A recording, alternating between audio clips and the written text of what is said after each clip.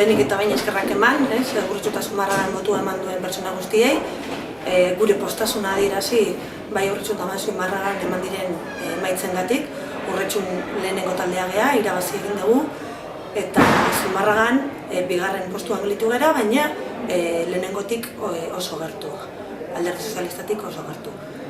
Eta maila orokor batean ere, poza ez, ematen ari diran datuak oso onak dira, eta horrela jarraitzen badu edo horrela bukatzen badu gaua, irabazleak izango gara durarik gabe eta diferentziak. Beraz, zorionak, benetan, gugan konfiantza izan dezuen danon.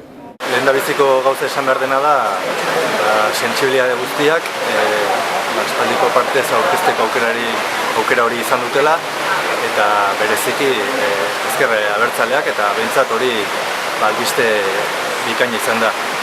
Bigarren kontu bat, ezkerreko abertzaletasunaren espazioa sendotu egiten dela, zorua handitu egiten dela, eta horrek ematen dugun ikuspegia da aurrera begira benetan gobernu eta alternatiba erreal bezala ikusten gaituztela herritarrek.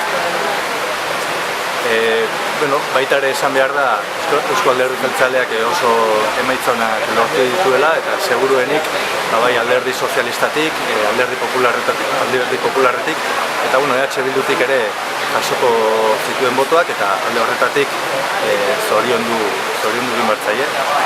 Baina bai remarkatu edo azpimarratu nahi nuke lehen biziko aldiz ezkerreko abertzaletasuna, ezkerreko independentismoa bigarren indarra dela Eusko Legebiltzarrean, hori ez da sekula pasatu, eta denborarekin lehen indarra izango garela dudarik ez daukagu. Baloraketa, azken finen danok gaude, legealdi hastear dagoen hontan, eta baloraketa azken finen emaitza oin kudeaketa lana hasi behar dugu. Gure partetik bai ikusi marra dago eta errespeto osoz jendeak bere bozka eman duela, eta guri azken finen azken lau urteko kudeaketa hontan, pasakaso jendeak igual ulertu ez du ulertu kudeaketaren muina zein izan zen Alderdi Sozialista baten finean, eta ezkertiar eta sozial inguruan egin izandako apostu importanteak. Baina hau bakearen legealdia izan da, eta horrek bai zernezai handia izan du, ez? Azken finen danok gaude, eta behingoz, 30 urtetan gero danok gaude legealdi hontan eta hasi berri dugun legealdi hontan. Orain beste momentu bat hasten da, ez? Kudeaketako beste momentu bat, eta hortarako gaur hasten dira bai emaitza hauen kudeaketa.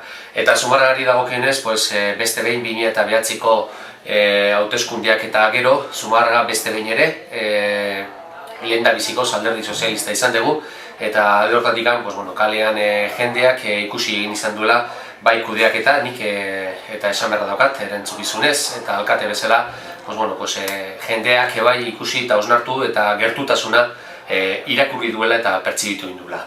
Eta alde horretatik, orain resultatu emaitza hauen kudeaketan lan hasi behar dienak gaurtik hasteko esango nieke, eta azken finen beti ere Euskadiren alde eta Euskadiren onerako.